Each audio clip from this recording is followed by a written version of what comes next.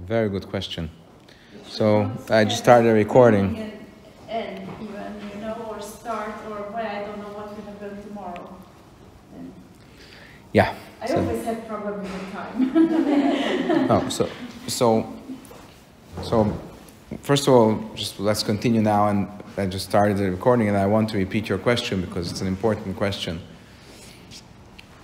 So Bracha's question is that, for the sake of the recording, that if God is infinite and unchangeable, undescribable, unchangeable, being infinite also includes being unchangeable, then how do we do the problem of creation itself, which does have a starting point? It has to have a starting point because otherwise that's what makes it creation.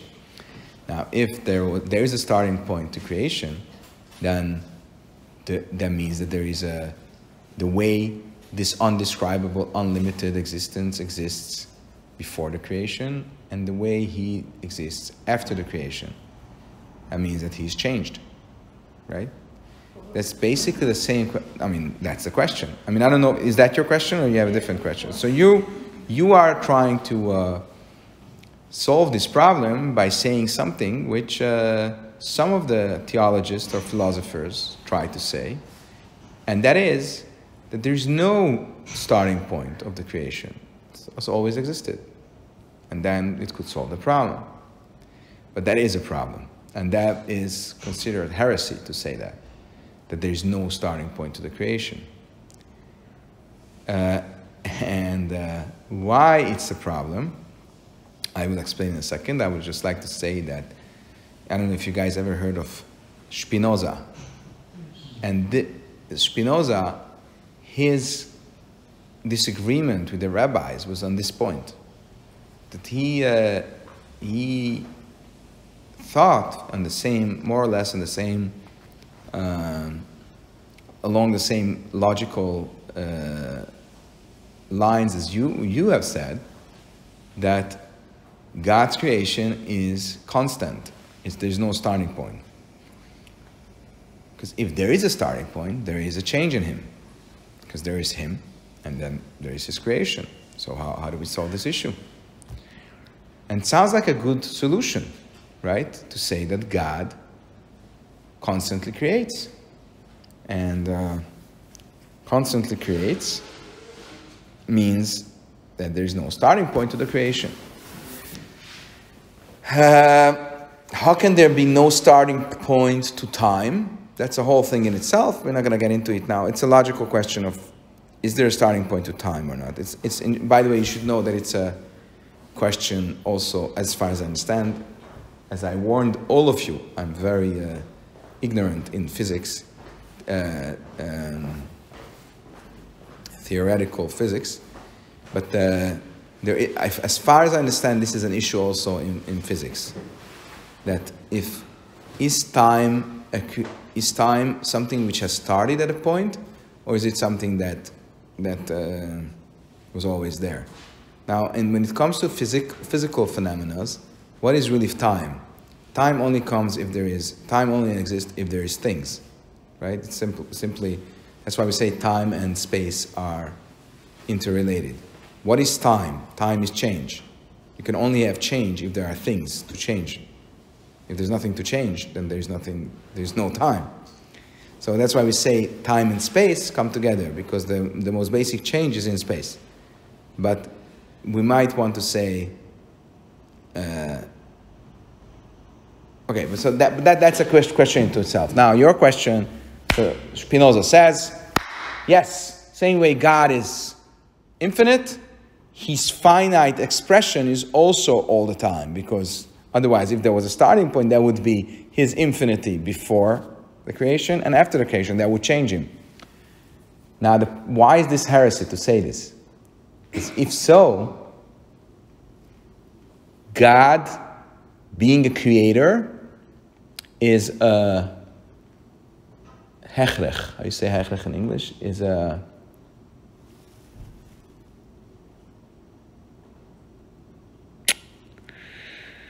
I don't even know how to say it in Hungarian. Let me just think for a second. Is a must. Meaning there's no way out of it. right? It's not up to decision. It's not up to a decision. God needs to constantly create, right? So that means he had no chance to say, no, I don't want to create. You can't say that because then you're limiting him. So again, you run into the same problem. You want to say something in order to keep him unlimited, but with the same statement, you're making him limited. What are you saying? In order to say that he's unchangeable, let's say the creation always existed. But if creation always existed, that means that God is dependent on creation, because you cannot say that let there be no creation. You understand?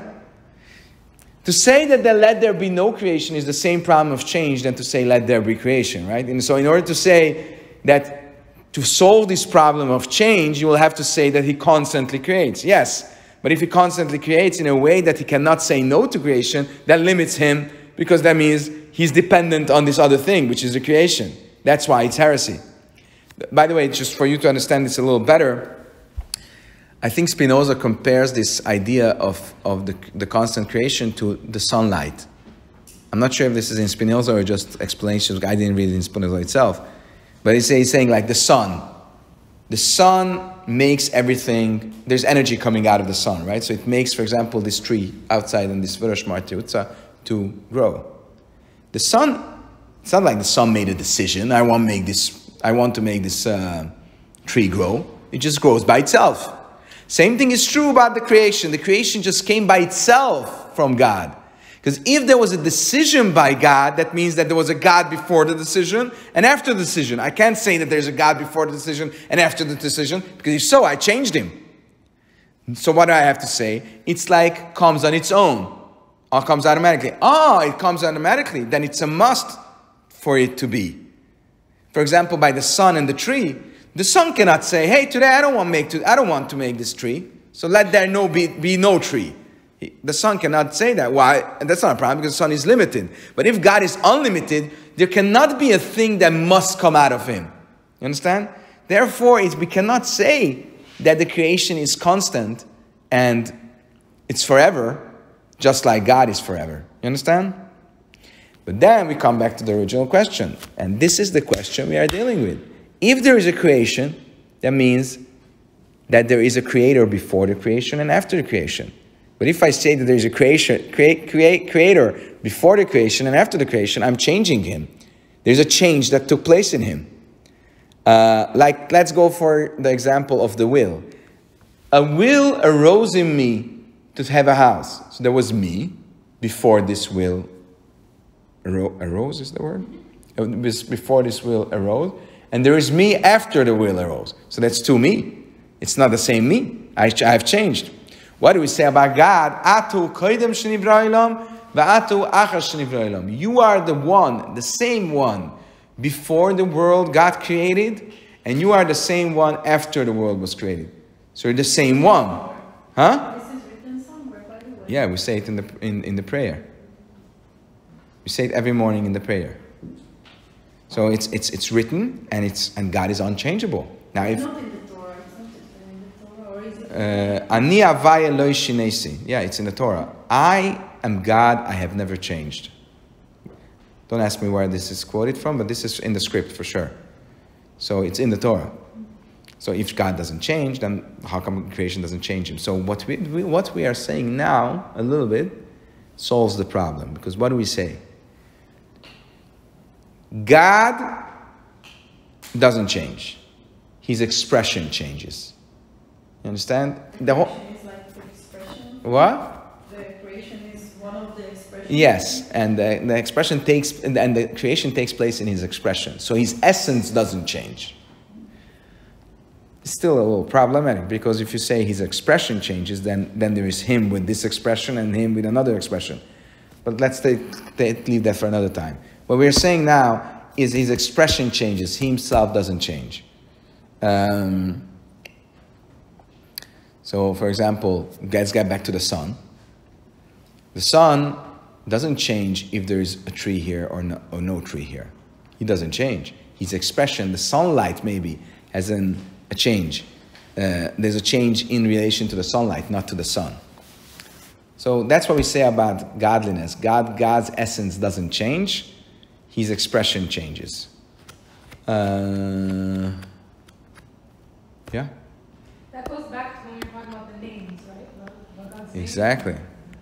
Exactly. So God's names are his expressions. And there's different names of him. There's different expressions. And that's when we said there is one name which is like his which is his essence, and that essence of him is not something that you can describe with a name. The only name you can describe it is Havaya, is the 4-letter holy name, which is really not a description. It's saying like he's above any description. Okay, so let's read a little more about this. We're going to read the idea that we learned just before. We're going to be reinforcing it in other ways. And so let's go. So we say, similarly, look at page 8 at the bottom. Similarly, knowledge and intellect are among the 10 spheros. They are kalim, they are tools. Now we turn the page to page 9. And God caused them to exist and brought them into being, so that through their medium he could convey influence to the created beings.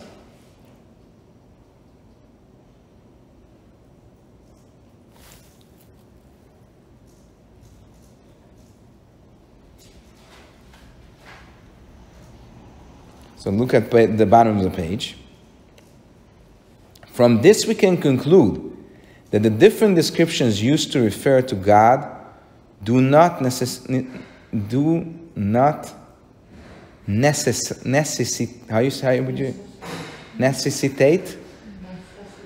that there be multiplicity within his essence, heaven forbid. Meaning the fact that there are different attributes that we refer to him, descriptions don't make him to be multiple, because it's his expression that is multiple. It's not him which is multiple. Since they are merely activities which he performs and brings into being, and they are not his essence, heaven forbid. Similarly, a change in his will does not obligate a change in his essence, heaven forbid.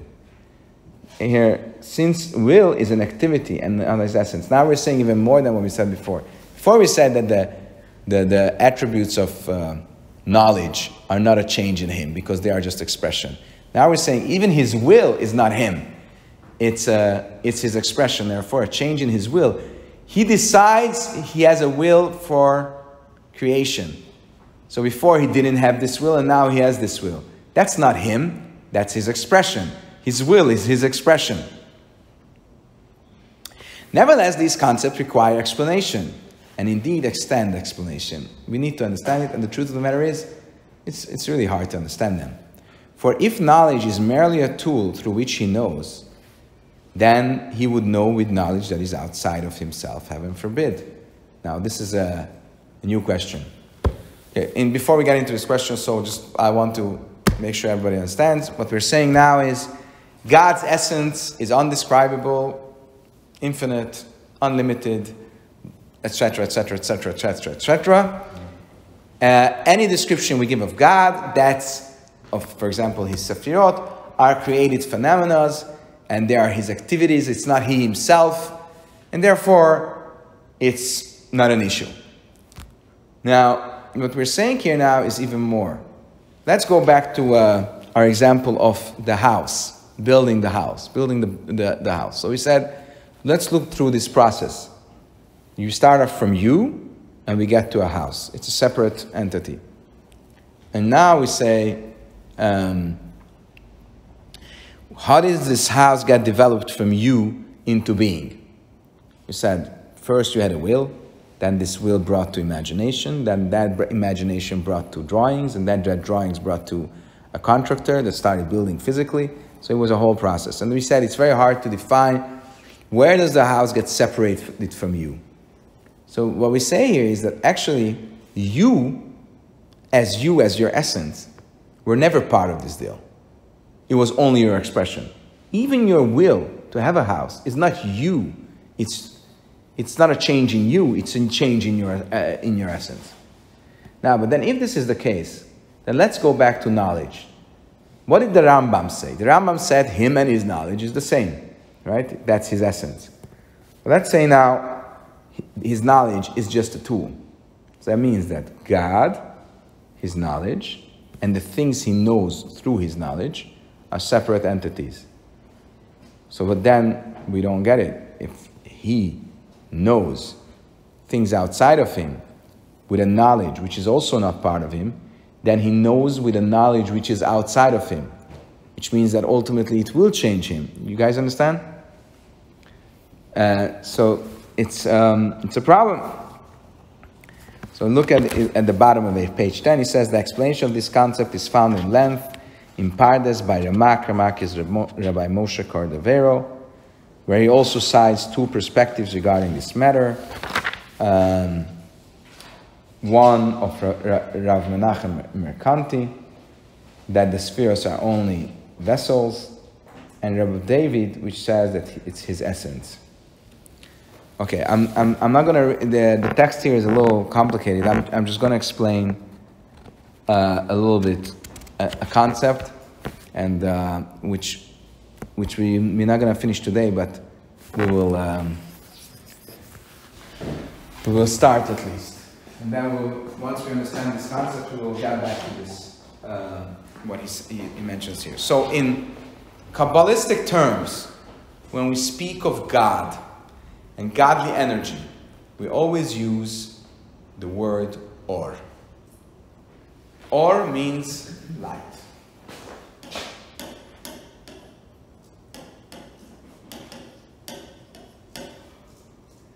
So actually, what other expression could have you used for godly energy? You could have used also the word shefa. Shefa means influence. I think that's how they would translate it. So, why do Kabbalists use, when we speak about God and God's influence, they always use the expression or, and never the expression, or not never, but hardly the expression shefa. Why? Because what is the difference in the Kabbalistic terms between or and shefa? Between light and influence. So let's give an example for light, and let's give an example for influence. So the most commonly cited example of these two is the male sperm, so the way to say it, and the intellectual influence. So intellectual influence is light,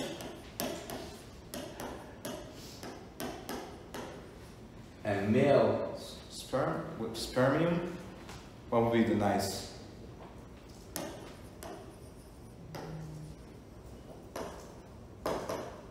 Is influence. What is the difference between the two?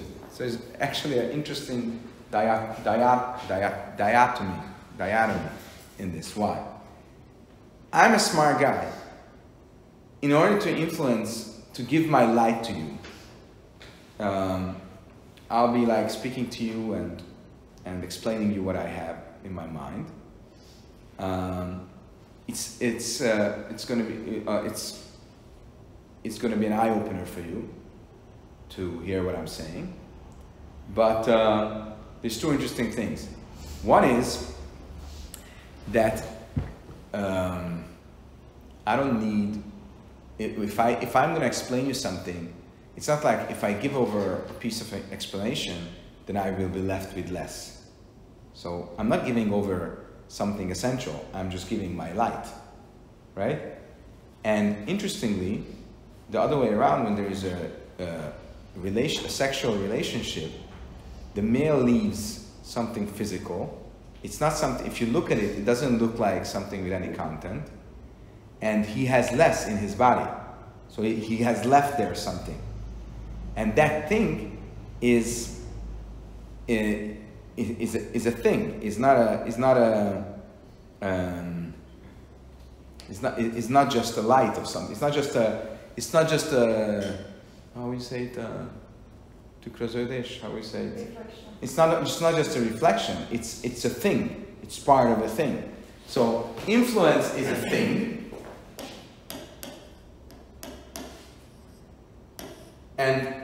and light is just a reflection. So for example, when you look at the reflection, when I explain something, although it's true I might be explaining it differently to you and to you, but also I will have this class now uploaded to the internet. I have no clue who's listening to it, and there are 1,000 people who listen to it, and there could be 10,000 people that listen to it, and there will be very different people. It's all going to be the same reflection. It's not like I'm giving it specifically to you. It's a reflection of me. On the other hand, when I come to Shefa of influence, that's always a specific decision. I'm deciding now that I'm giving it to you. So,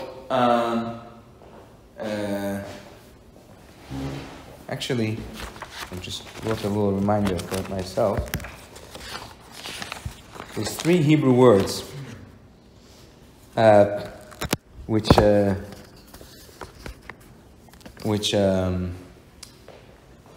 of there's 3 Hebrew words which we use in this. I'm going to explain this. There's mukdar. They're very similar. Mukdar, mukhrach.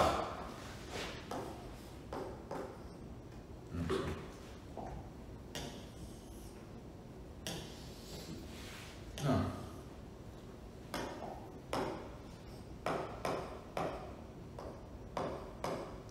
And murkav. I'm just going to do first with the first 2. Mukdar, it's hard to translate that in. Mukdar means defined.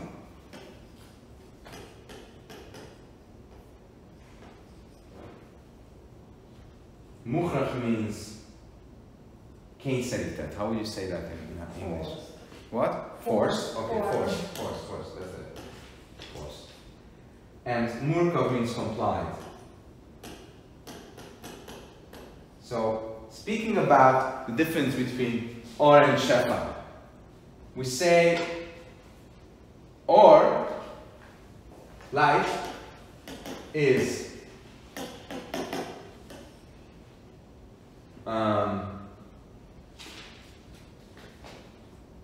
mukhrach, it's forced,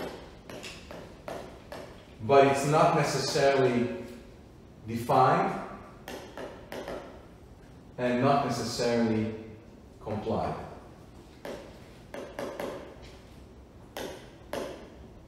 On the other hand, shefa, influence, is never forced,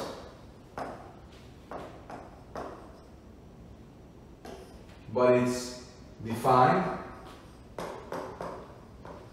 and complied. Okay. Complied azt jelenti, hogy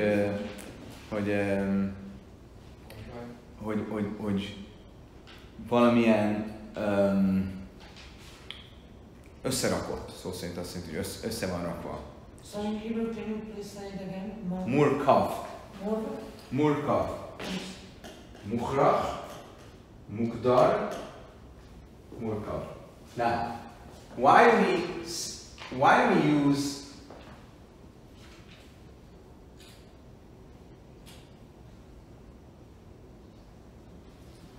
Let me explain first what this is. What is defined and what is complied.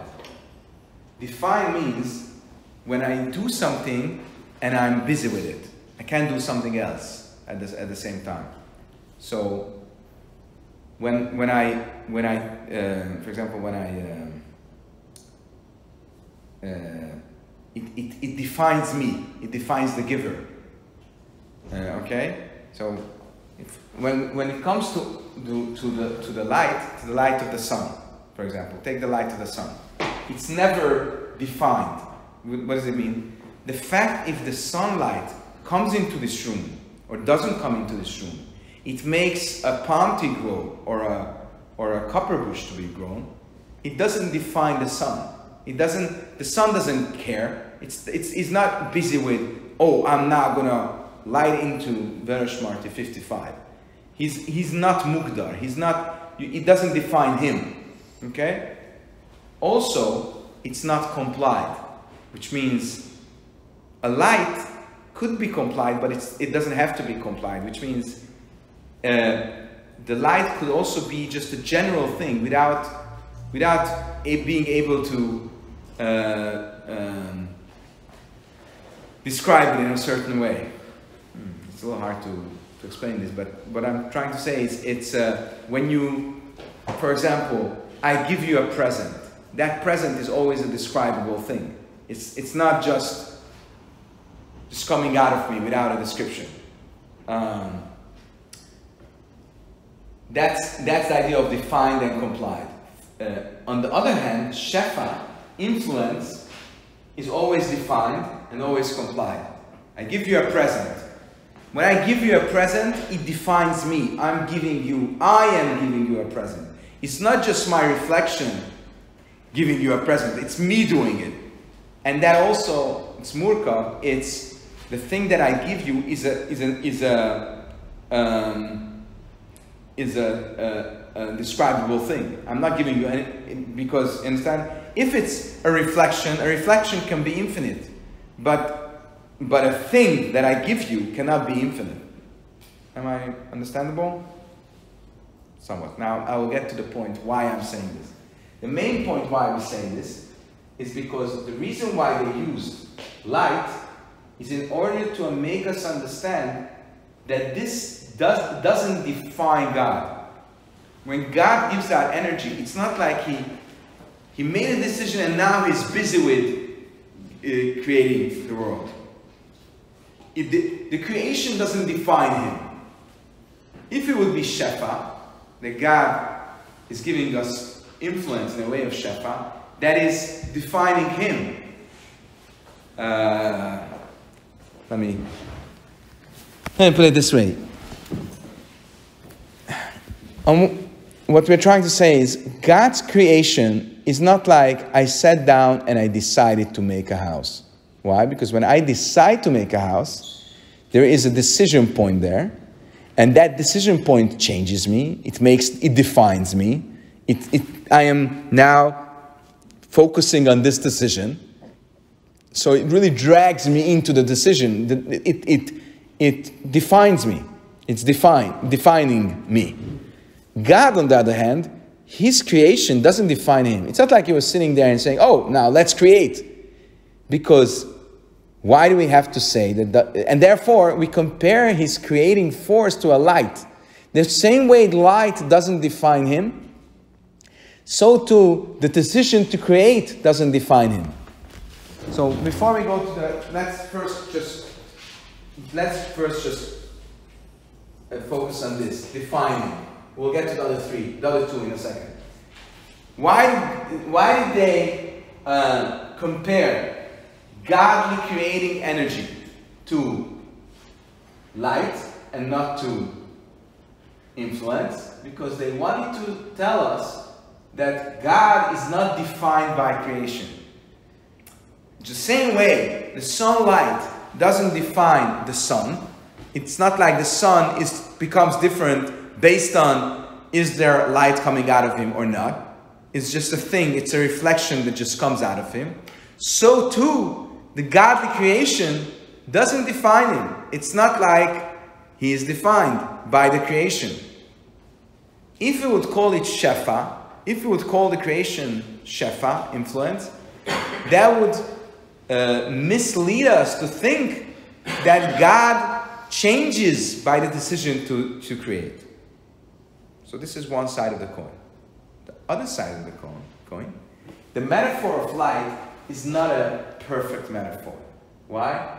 Because although it doesn't define and it's not compliant, it doesn't define the source of the light. Light doesn't define the source of the light.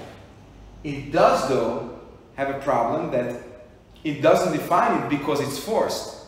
The light must come out of the sun. And this we cannot say about God. Can we say that His creating force must come out of Him? Then He's limited. We cannot use a term of must regarding God. So somehow the godly energy is a light, is a shefa, is an influence in a way of a light. We won't get to the solution now, it's again back to your question. God creates in a way of a light, in the sense that it doesn't change Him, it doesn't define Him, but it's not in a way of light that it should be a forced creation. If I say that God constantly creates, then it means that He's forced to create. He doesn't have a decision point, it means He must create. So the same way He must be, also His creation must be, and that's not possible to say, because then we would limit Him too. But with this in the back of our minds, we always use the idea of light.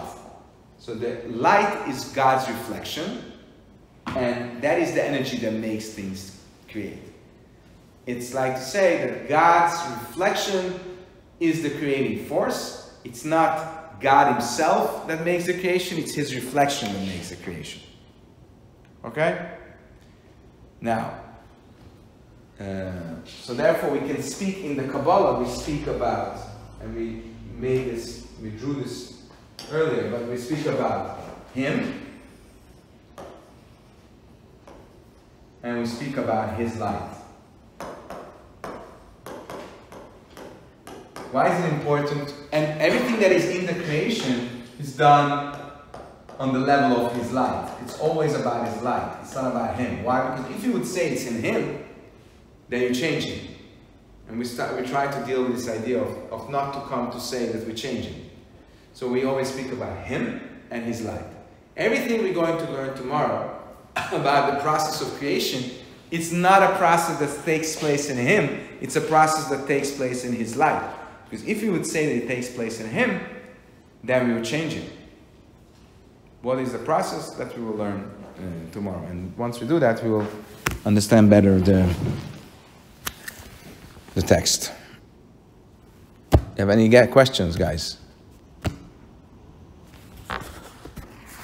I'm always scared when there's no questions, that it's either